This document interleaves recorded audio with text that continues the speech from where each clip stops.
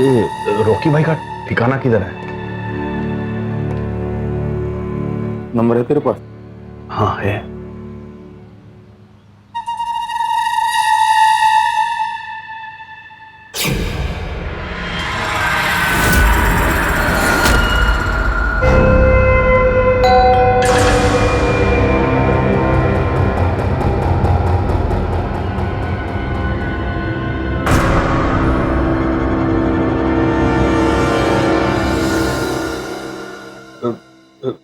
Rocky?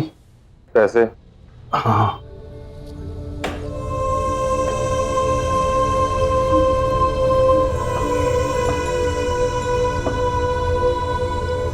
Rocky, मेरा भारी वाला माल कहाँ है? राजू,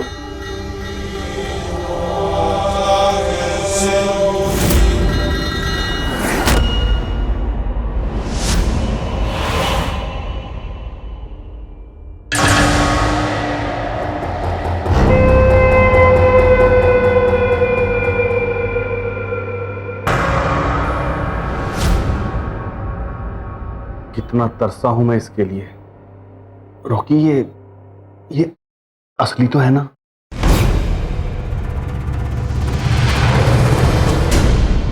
रॉकी कभी गलत धंधा नहीं करता।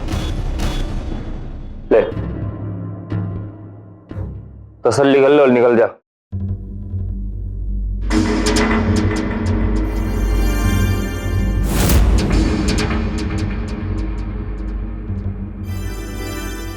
अब मेरी मौत का योग टल गया। चल कट ले।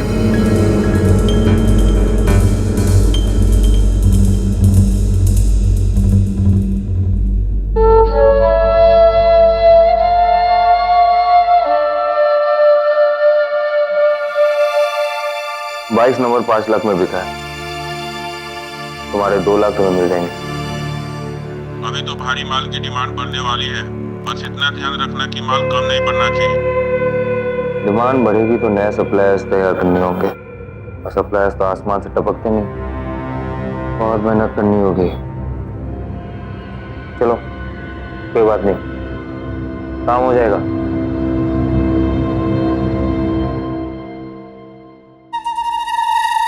एक दो आदमी है मेरे पास, वो तो बोल दूं? बिल्कुल नहीं, सबकी बस की बात नहीं। इसके लिए कोई ऐसा चाहिए जो दिमाग से खाली और दिल से पैदल हो। है कोई ऐसा? है एक। जिस घर में किसी की मौत हुई हो, लोग कहते हैं कि वहां भूत होता है। मैयत या शव यात्रा से लौटने के बाद लोग नहाते हैं, यह सोचकर कि कहीं कोई आत्मा पीछे न लग गई हो। मौत के साए से भी दूर भागने वाले ऐसे अंधविश्वासी लोगों के लिए कोई फांसी का फंदा कैसे शुभ हो सकता है जिससे लटक कर किसी की मौत हुई हो। बहरहाल, अंधविश्वासी लोगों को कोई भी तर्क या लॉजिक समझ में नहीं आता है, जो सुन लिया सो मान लिया। इसी को कहते हैं लकीर का फकीर होना, यानी अपने दिमाग का इस्तेमाल किए बगैर चुपचाप कोई भी बात मान लेना। यहां फांसी का फंदा खरीदा जा रहा था, और वो भी लाखों रुपयों में। ऐसे फंदों का पूरा अवैध व्यापार चल रहा था, और खरीदने वालों की बातों से तो ऐसा लग रहा है मानो वो अपने लिए फांसी का फंदा नहीं, कोई संजीवनी बूटी, लाइफ सेविंग ड्रग खरीद रहे हों। आखिर क्या वजह हो सकती है? किसी की जान बचाने में ऐसे फांसी के फंदे की क्या भूमिका हो सकती है भला? और अब नए फंदों का इंतजाम करने के लिए क्या करने वाले हैं ये लोग? जय अम्बे। भैया, भैया हमने कल बिस्तर के नीचे 500 रुपए का नोट रखा था, कहाँ गया? अगर आपने लिया है तो दे दीजिए, चावल पूरे खत्म हो रखे हैं, हमें चावल लाने हैं। आज पूर्णिमा का दिन है और आज के दिन 501 रुपए मैं दान करता हूँ, और पुण्य के फल के लिए। अरे लाली, जरूरी था इसलिए किया। लाली, क्या भैया? 500 का आखिरी नोट था घर में वो, और वो आपने दान कर दिया। सिर्फ पैसे क्यों? जमीनें तो वैसे भी बिक चुकी है हमारी, सिर्फ एक ये घर बचा है ले देकर, इसे भी क्यों नहीं दान कर देते? शायद बदले में आपको 1000 गुना बड़ा महल मिल जाएगा। तू समझती क्यों नहीं है? इंसान को जो भी मिलता है वो सिर्फ भगवान के आशीर्वाद से मिलता है। भैया एक बात अच्छे से बता दे रहे हैं आपको, ये भाग्य भरोसे बैठने से ना ही आज तक किसी का अच्छा हुआ और ना ही आगे होगा। अरे हाथ पैर तो मारना पड़ेगा ना। अरे हमसे अच्छे तो वो मजदूर है जो रोज काम करके अपना घर तो चला लेते हैं, पर नहीं, आपने तो सब कुछ भगवान के भरोसे छोड़ दिया है। बस कर, इतना दरिद्र घर पे मत फैला। अरे तभी तो घर पे लक्ष्मी आती नहीं है। भैया हम बता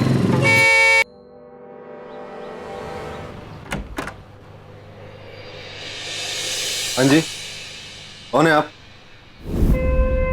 पहचाना? नहीं। कौन?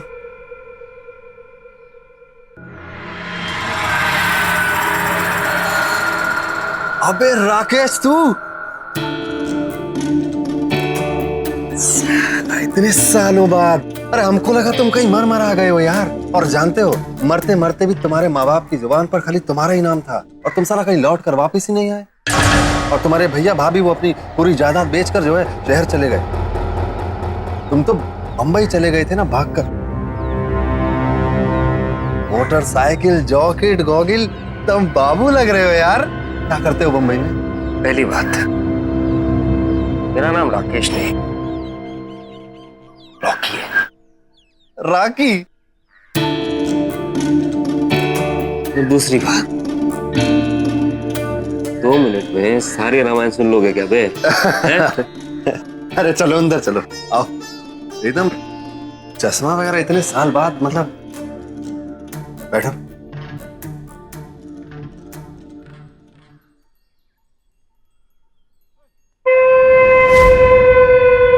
अरे लाली, ठंडा ठंडा पानी लेके। नहीं नहीं, शरबत लेके आया मेरे दोस्त के लिए। देख, जिगरी आया मेरा। कौन है? तुम पहचाने नहीं इसको? अरे लाली, मेरी छोटी बहन। माँ और बाबूजी के देहांत के बाद अब हम दोनों ही साथ रहते हैं।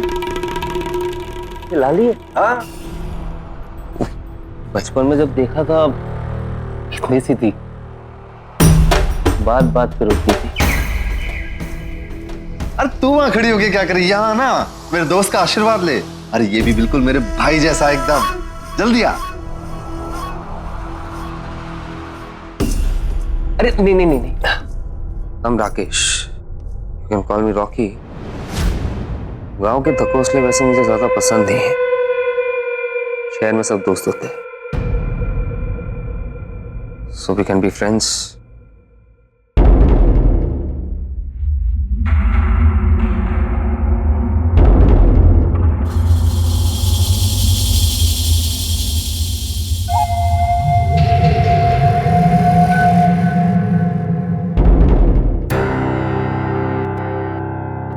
शहर जाकर बिल्कुल इंग्लिश बाबू बन गया है।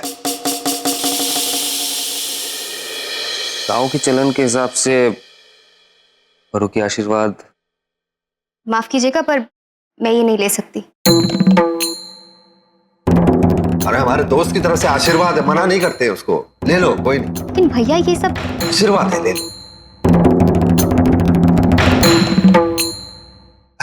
शर्म आ रही है? ऐसा लाओ, हम दे देते हैं। कुछ खाने पीने की जरूरत का सामान ले आ जल्दी से। बहुत भूख लग रही, बहुत दूर से आया। जा।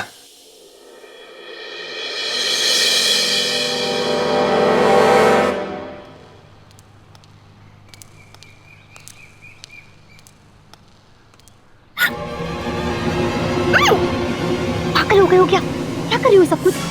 देख लिया ना तो हंगामा हो जाएगा। तो होने देना हंगामा। मतलब कब से तुम्हारा इंतजार कर रहे हैं पर तुम होके मिलती नहीं हमसे। हाँ मिलेंगे ना, आराम से मिलेंगे। अभी हमें घर जाना है, जल्दी राशन लेना है, मेहमान आया है।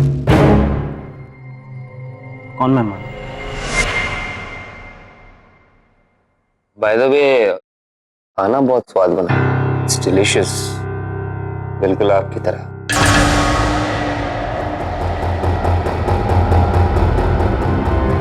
मेरे भाई, घर भी तेरा है, खाना भी तेरा, आराम से खाना। अब तुमसे क्या छुपाऊं? तो दाल भात और 3 तरह की सब्जी देखे जमाना हो गया है, अरसे बीत गए हमको। ये घर की हालत देख रहे हो, खंडर हो चुकी है और हम खोखले। नाम के ठाकुर हैं, नाम के। लेकिन तुम्हें क्या फर्क पड़ता है? तुम तो निकल लिए थे बंबई पैसे बनाने। मेरे भाई, गलती सलती माफ, लेकिन ये नहीं पूछेगा कि इस वक्त मैं तेरे पास क्यों आया? तुझे अमीर बनाने साले। सच सच।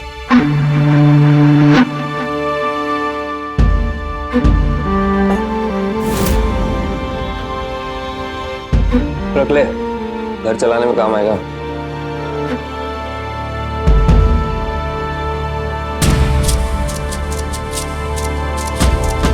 तुमने बहुत माल दबा के रखा है ना तुम। बहुत उतावला हो रहा है तू। एक बार खोल के दिखा दे। एक दिन देखना, तेरे पास भी इससे भी बड़े बड़े सूटकेस होंगे। चल एक बात बता, तेरे पास इतने सारे पैसे आए कहां से? ये सब ना मेरे लाइफ में बाबा के चमत्कार की वजह से हुआ है। बाबा यार मुझे भी मिलवा दे यार, एक बार मिलवा दे। अरे सबर कर मेरे भाई, पिछले 21 दिन से किसी समाधि के लीन में है। परसों जागेंगे, परसों ले चलूंगा। वादा? वादा।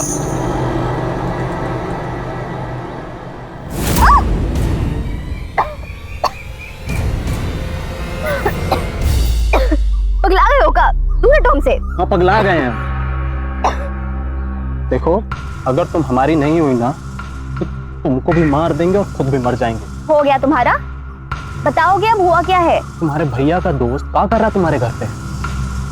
सब समझ रहे हैं हम। साला तुम्हारे रिश्ते के लिए बुलाया है उसको। अच्छा तो जलन हो रही है किसी को? बुद्धू एक नंबर की। बताया है ना कि बस भैया का दोस्त है इसीलिए आया है। और वैसे भी तुम्हें क्या फर्क पड़ता है कौन आ रहा है कौन जा रहा है? हम पसंद तो तुम्हें ही करते हैं ना। तुम्हारे भैया की आंख में तो नागफनी की तरह छुपते हैं ना। क्या होगा हमारा? ये तो बिल्कुल सही कहा तुमने। भैया मानेंगे नहीं कभी। ये देखो तुमसे बात करने के चक्कर में भूल गए हम। कह के निकले थे दूध लेकर आ रहे हैं तो निकलते हैं हम। जिंदगी झंड हो रहा साला, तुमको दूध का पड़ा है। तुम बड़ी बैठो तो हमारे पास, फिर देखेंगे क्या करना है तुम्हारे भैया को मनाने के लिए। दोबारा से मार खाने का शौक हुआ है तुम्हें? तर हाथ लगा के दिखाए साला, गोली मार देंगे इसको।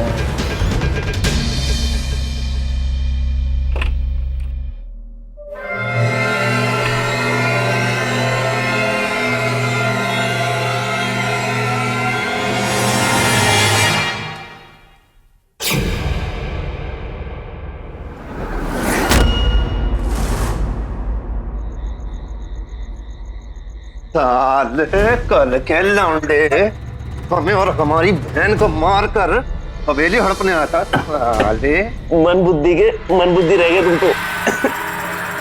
आता ना तुम्हें करोड़पति बनाने आए। देखो कल सुबह तक सब्र कर सकते हो तो करो, वरना बंदा तुम्हारे पास है। सुबह तक? हाँ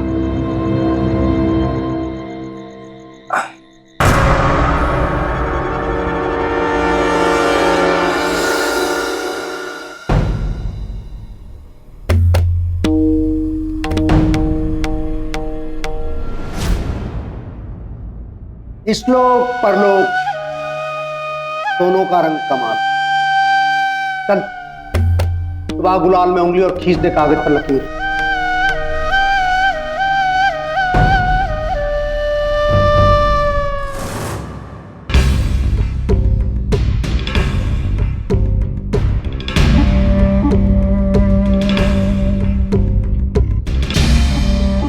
हम भाग पूरा गीत से। मैं इससे बात कर रहा हूं ना, ये बात करने दे।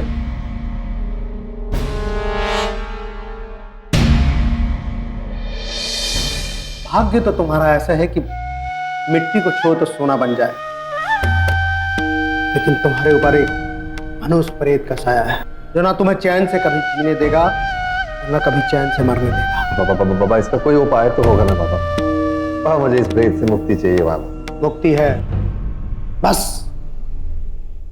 एक ही बात से मुक्ति।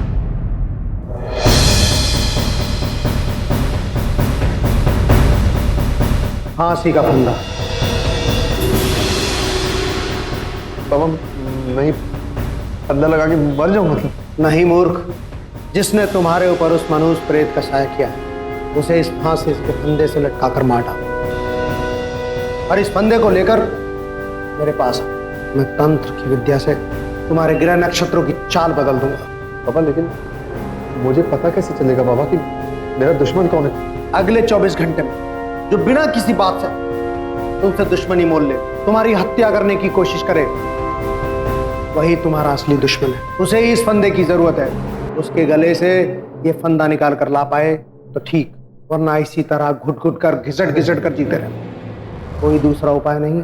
बाबा की जय हो।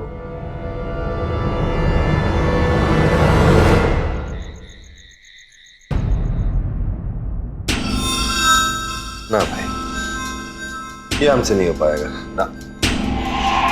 भाई बात को समझ, अगर तेरे मन में बाबा की बातों को लेके जरा सा भी शक है ना तो मुझे देख, क्या था मैं पहले भिखारी, और आज देख कितना पैसा है मेरे पास, शहर में बंगला गाड़ी सब कुछ है, और ये सब इसीलिए हुआ क्योंकि मैंने बाबा की बात मानी। सोच, तेरी मनुष्यत उतर गई तो तू मिट्टू को भी सोना बना सकता है भाई। घर पे एक जवान बहन है, उसकी शादी करवानी है कि नहीं, और तू किसी का खून थोड़ी ना करने जा रहा है, वही तेरे जीवन में आपत्ति लेके आ रहा है, तू अपने आप को उससे बचाने जा रहा है। वो ठीक है, लेकिन अभी तक पता नहीं चल पाया कि दुश्मन कौन है। उसका भी पता चल ही जाएगा।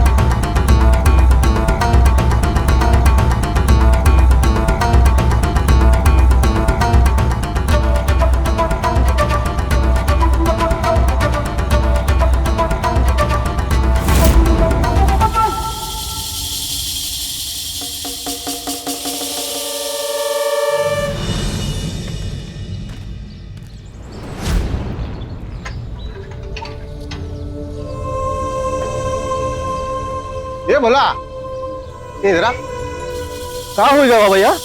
ये देख, क्या है? पता नहीं कौन किया है। घर की औरतों के कपड़ों की ऐसी नुमाइश है। ये राजा के ना पूजा पाठ का कोई नया तरीका होगा। चलो उसी से पूछते हैं, जगाते हैं उसे। लाओ बुला लाओ।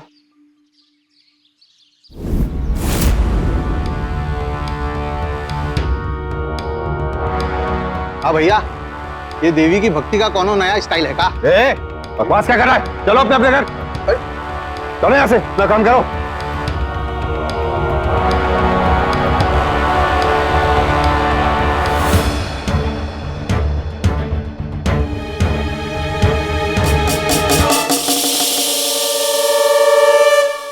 यहाँ पे भीड़ जमा करके क्यों रखे? चलिए अपना अपना काम कीजिए। राजा,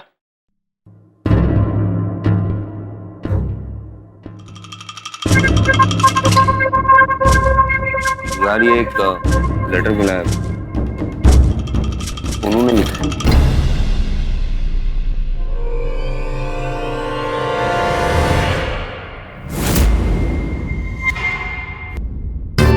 तू तो बोल रही थी स्कूल में पढ़ता है इसलिए थोड़ी बातचीत है। क्या करूं इसका?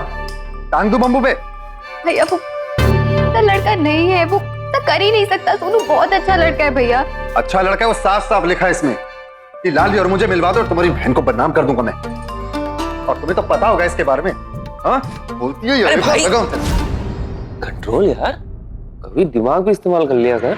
इस बेचारे की क्या गलती है?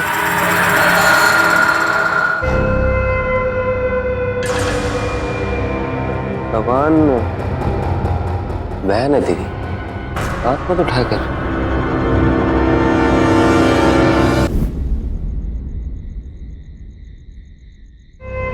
रुक, तुझे कुछ दिखाना है। इस बार हाथ लगा के दिखाया वो, तो बंदूक निकाल करके ना गोली मार देंगे उनको।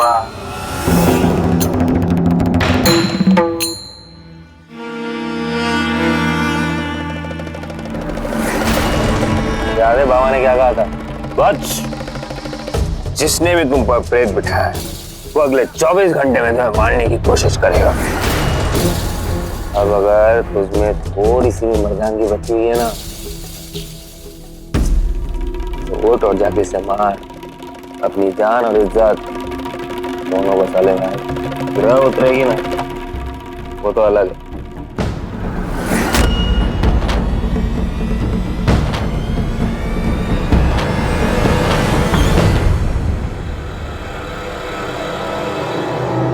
कर लेगा ना तू? कर देगा।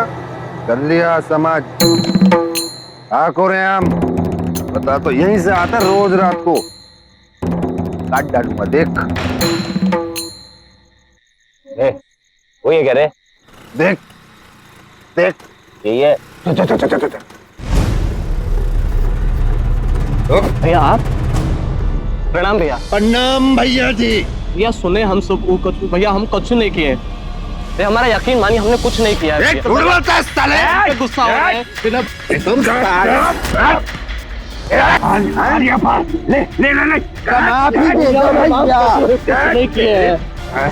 माफी देंगे। हाँ माफी। हमारी बहन को बदनाम करेगा। माफी। देखा आपने, लालच में फंसकर कैसे एक सीधा साधा इंसान भी अपराधी बन जाता है। कुछ लोग दूसरों को अपराधी बनाते हैं, उनसे अपराध करवाते हैं, लेकिन अंततः अपराध की जिम्मेदारी खुद अपराधी की ही होती है। राजा की दिमागी कमजोरी थी अंधविश्वास, और उस दुनिया में आपकी कमजोरी पता चली नहीं कि लोग तो उसका फायदा उठाने के लिए पहले से ही फिराक में बैठे होते हैं। रॉकी और बाबा ओगरनाथ ऐसे ही लोग थे जो दूसरों को अपराधी बनाने का षड्यंत्र रचते थे। राजा ने एक बेहतर जिंदगी पाने के लिए यह सब किया, और हम सब अच्छी तरह जानते हैं कि अपराध के रास्ते किसी को भी बेहतर जिंदगी नहीं मिल सकती। राजा ने खुद अपने पांव पर कुल्हाड़ी मार ली थी।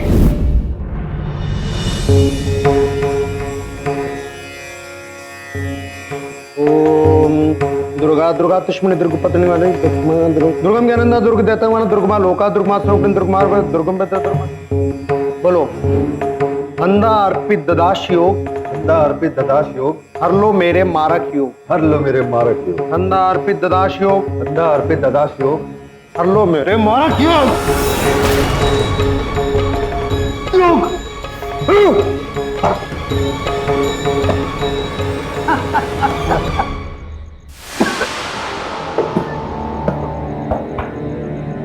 धारक के मारक का कष्ट युग।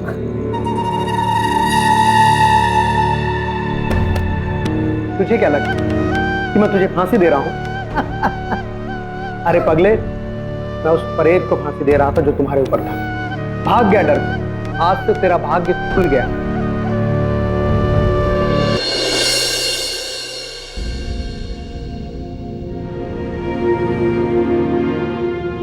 भैया आप कुछ खा क्यों नहीं रहे? आपको सब्जी अच्छी नहीं लगी? ये भिंडी बनाई है हमने आपके लिए, आपको बहुत पसंद है ना? भैया सोनू से बात हुई थी हमारी, ये अपनी अम्मा की कसम खा के कह रहा था कि उसने ये सब कुछ नहीं किया है, और वो आपसे मिलने भी आने वाला है आज, और वो ये साबित भी कर देगा कि जो भी तमाशा हुआ है वो उसने नहीं किया है। और तो और भैया वो ये भी कह रहा था कि जिस किसी ने ये शैतानी करी है ना, वो खुद उसे नहीं छोड़ेगा।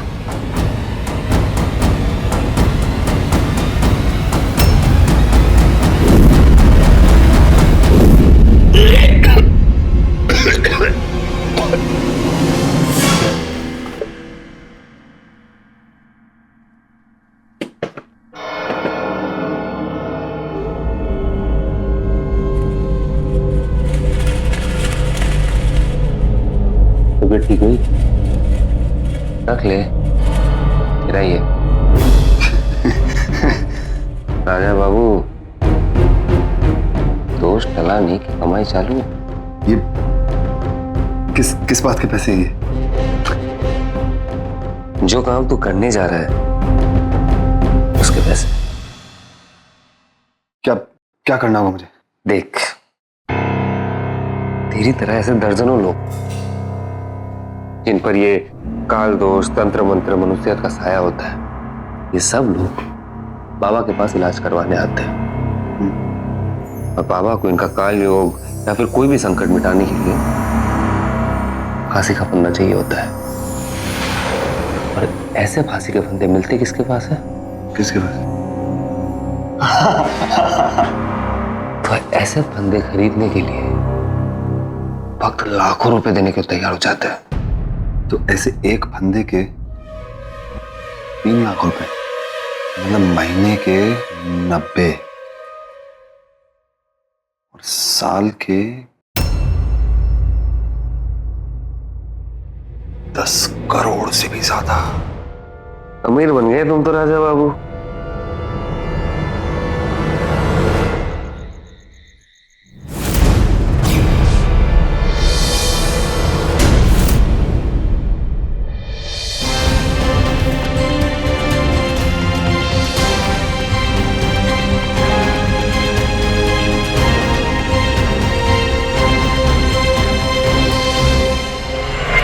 दुनिया में अंधों से ज्यादा आंख वालों को बेवकूफ बनाना आसान है। मौत का डर तो सबको लगता है, और ये ढोंगी लोग इसी डर का फायदा उठाने से बाज नहीं आते। बड़े ही ऑर्गेनाइज तरीके से चल रहा था ये पूरा फंदे का धंधा। बाबा अपने भक्तों में फंदे की डिमांड पैदा करते और रॉकी ऊंचे दामों पर ये फंदे सप्लाई करता था। उधर राजा अपने लालच में लोगों को मारे जा रहा था। आखिर क्या अंजाम होने वाला था इस खतरनाक खेल का?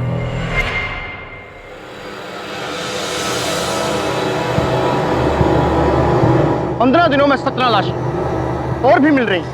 जैसे कि ये लाश, यानी कि ये आदमी जो पिछले 2 हफ्तों से गायब था, उसकी लाश आज मिली है। हत्या का तरीका वही, बड़े ही रहस्यमय ढंग से हुई है इसकी मौत। आइए मैं लेके चलता हूँ उस माँ के पास जिसके जवान बेटे की मौत हुई है। आपका बेटा मर गया है चाची, आप क्या करेंगी? आप क्या कहना चाहती हैं? बताइए। मेरा बब्बू कभी नहीं आएगा, कभी मुझे माँ के नहीं बुलाएगा। बोलिए, आप कुछ बोलेंगे? हम जानते हैं, सब कुछ जानते हैं हम। किसने मारा है सोनू को सब पता है, और हम चलो घर चलो। हमने बताया ना आपको, हम अरे जानते चलो, अरे हैं। बहाने हमारी। हम जानते हैं और हम बताइए। भाई साहब बोलने दीजिए अरे उनको, हम कह रहे हैं ना, उसको कुछ नहीं पता है, जाने दो हम उसको। जानते हैं। दोस्त है उसका, गणेश मित्र था, साथ पढ़ते थे, वो मर गया है, बहरा गई है। उस दिन कह रही थी भूत मार दिया उसको, अब उस पर विश्वास करेंगे? नहीं ना, बच्ची हो तो कुछ भी कहेगी यार। आओ चलो चलो आओ, चलो घर। माता जी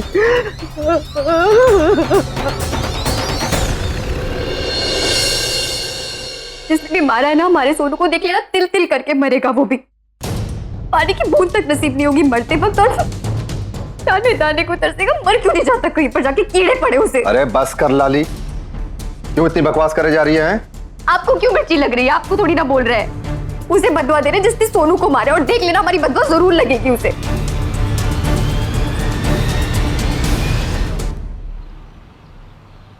हमको तो लगता था कि लोगों का संकट कटवाने के लिए जो चाहिए वो हम कर रहे हैं, लेकिन आज पता लगा कि मरने वाला का परिवार कितनी बददुआ देता हो। और एक बात कहें तो, इंसान के दिल से निकली हुई बददुआ बहुत बुरी लगती है, और हमको तो कितनी बददुआ लगी। और क्या करेंगे ऐसे पैसे का? क्या करेंगे ऐसा पैसा कमाकर? नहीं चाहिए ऐसा पैसा, तो ये फंदे का धंधा हमसे नहीं होगा। तुम जाओ अपने रास्ते, हम जा रहे हैं अपने रास्ते। देख यार, ये जो बद्दुआ, पाप, इन सब चीजों का डर है ना, सही है। काम करते, बाबा के पास चलते, वो ये बद्दुआ, पाप, ये सब उतारने का भी पूजा करवाते हैं।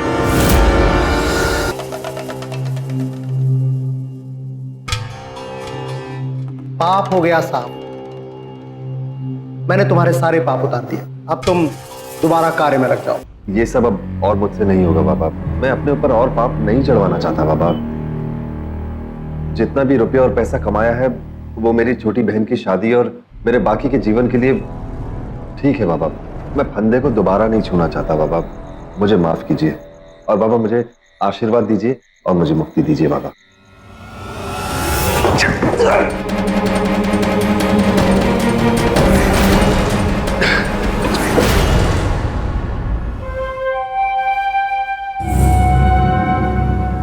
मेरे कमरे में ये सब क्यों किया? अगर तू इसे पाप पुण्य के बारे में समझा दिया होता ना, तो मुझे सब मानने की जरूरत नहीं पड़ती। लाश को ये ठिकाने लगा, भला आदमी था यार, हवा का नुकसान करवा दिया। कहीं और जाके बकरा ढूंढना होगा, और हाँ, पूरे बिस्तर समेत कटले ऐसे कहीं और जाकर धंधा जमाएंगे।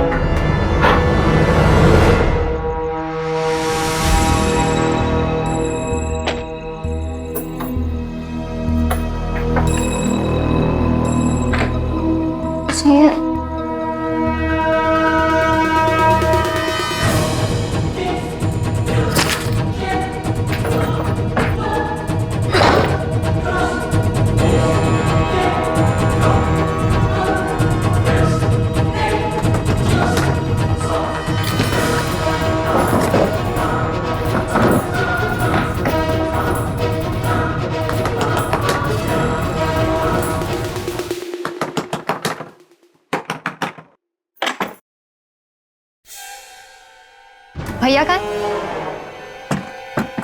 भैया कहाँ है? मैं पूछ रही हूँ, तुम्हारे साथ गए थे ना? वो खाना लगा दे मेरा। हाँ वो आएंगे तब लगा दूंगी मैं, पर कहा ना खाना लगा। कहा जाती है? एक हाथ छोड़ मेरा, वरना चिल्लाऊंगी, समझा? छोड़।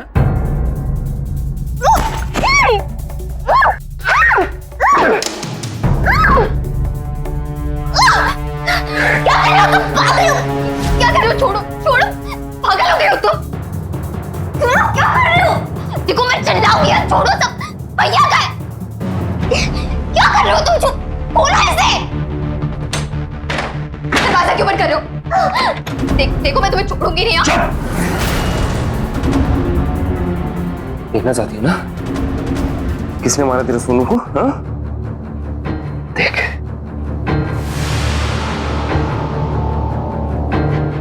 और भी है, और भी है। नहीं, बकवास है, ये सब बकवास है। जितने भी मर्डर्स है ना, सब तेरे डियर ब्रदर ने किया है। अब तेरे पास दो ऑप्शन है। तू यहाँ से बाहर जाएगी, गांव वालों को चिल्ला चिल्ला के बोलेगी कि तेरे साथ क्या हुआ है। इसमें क्या होगा पता है? लोग तेरे भाई को दोषी मानेंगे और उसके साथ साथ तुझे भी। क्योंकि मैं उनको जाके ये कहूंगा कि तूने अपना भाई का साथ दिया है, और ये जितनी भी वीडियोस है ना, तूने बनाया है। उसके बाद गांव वाले तुम्हारे साथ क्या क्या करेंगे यार, मुझसे देखा नहीं जाएगा। दूसरा ऑप्शन, यार से साथ दे दे मेरी जान। बहुत हॉट है यार तू, ऐसे क्यों अपनी जिंदगी वेस्ट कर रही है? चल मेरे साथ, जन्नत दिखाऊंगा तुझे। तुम क्यों कर रहे हो ये सब? देखो मैं मरना नहीं चाहती। तुझे मारने का इरादा भी नहीं है मेरी जान।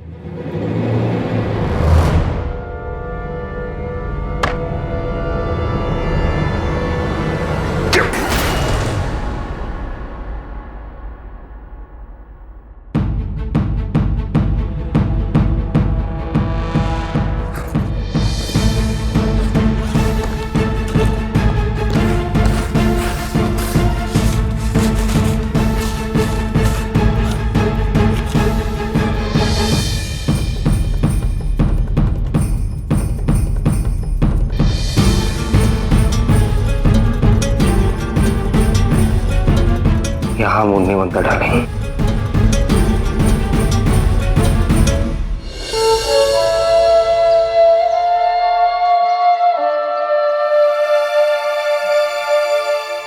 जग गई, ले ठूस ले और जल्दी से तैयार हो जा। रॉकी बॉस ने बोला है कि जब तक मैं आऊं ना, तो मुझे एकदम टिप टॉप चाहिए। और हाँ, जो भी करना है ना, इधर ही कर, मेरे सामने, क्योंकि मैं तेरे ये हाथ और पैर खोलने वाला नहीं। वैसे भी पता नहीं रॉकी भाई तेरे साथ क्या क्या करेंगे।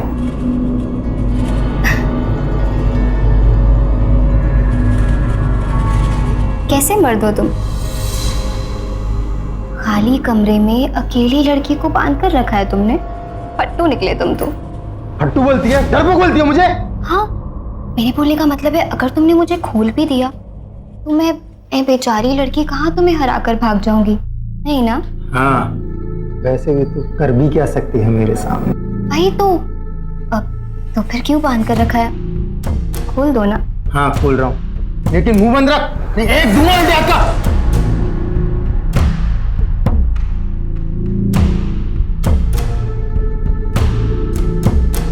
ले चुपचाप खा। वैसे एक बात पता है तुम्हें, ना बड़ी स्मार्ट हो, तुम्हारे चेहरे से दिखता है बहुत ही होशियार किस्म के इंसान हो तुम, नहीं? और एक बात तो ना हम एकदम पक्का बता सकते हैं, बॉस चाहे कोई भी हो, काम सारा तुम ही संभालते हो, नहीं? हाँ, अंडे का सारा धंधा दिन और रात मैं ही संभालता हूँ।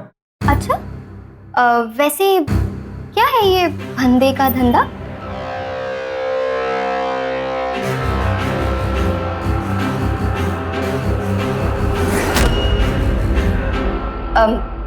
एक बात पता है तुम्हें, कल जब हमें यहाँ लाया जा रहा था ना, तो तुम्हारा बॉस बात कर रहा था किसी से फोन पर, कह रहा था कोई राजू नाम का कोई बंदा है, दुकान पर काम करता है, नौकर है, अगला फंदा उसी का बेचना है। बहुत बोलने लगा है आजकल तो, बेचारा भी अगला उसका नंबर है। ऐसा बोला रॉकी भाई ने? फोन पे बोल रहा था किसी को। तू झूठ बोल रही है, ऐसा तो कोई भी नहीं है नौकर, उनका सारा धंधा मैं ही संभालता हूँ उनके साथ। हो मतलब राजू तुम हो? राजू नहीं, नौकर बोला मेरे को, मेरे गले का फंदा। तू झूठ बोल रही है, सही बोल।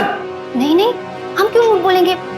अभी हमने जितनी देर में बात की आपने हमें अपना नाम नहीं बताया, हमने पूछा भी नहीं और हम मिले भी नहीं ना आपसे पहले, तो हमने जो सुना वही बताया ना आपको।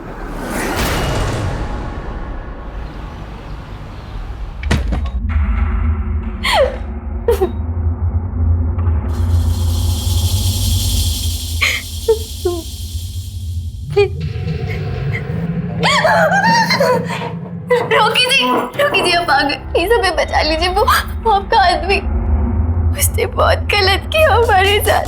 हमने उसे कहा भी कि हम आपके दोस्त हैं, पर फिर भी क्या है वो कमीना? वो ना भाग गया। वो किसी से बात कर रहा था फोन पे, वो कह रहा था कि अब इस धंधे के मालिक हमें और रॉकी का फंदा बेचना है, ऐसे ही कुछ कह रहा था, हमें समझ नहीं आया। मौत आई है उसकी।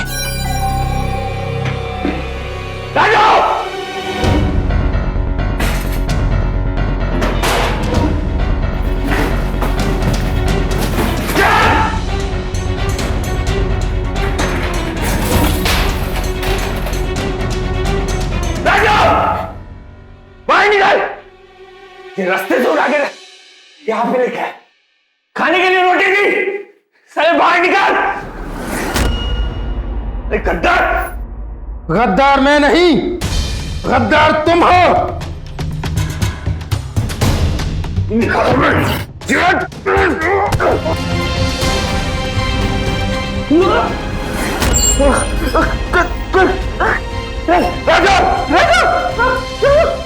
मुझे बेचेगा, मेरा फंदा बेचेगा?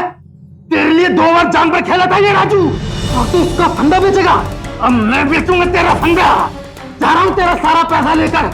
और हाँ, मैंने पुलिस को भी फोन कर दिया है, थोड़ी देर में आती होगी और तुझे मिलेगा फंदा, फांसी का, वो भी जेल में। साले गद्दार, गद्दार मेरे, गद्दार तू है। साले तुझमें राजू लड़की का मदद लेके मेरा पैसा हड़पने गया था, नीचे उतार मुझे, कहा तुझे राजू।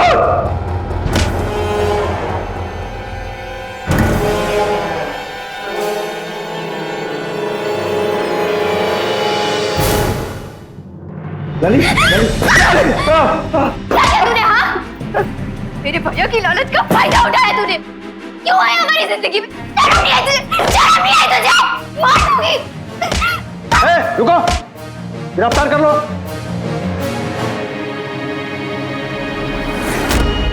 फंदे का धंधा करने वाले रॉकी उर्फ राकेश मिश्रा और बाबा उर्फ औगरनाथ शास्त्री आखिरकार खुद कानून के फंदे में फंस गए।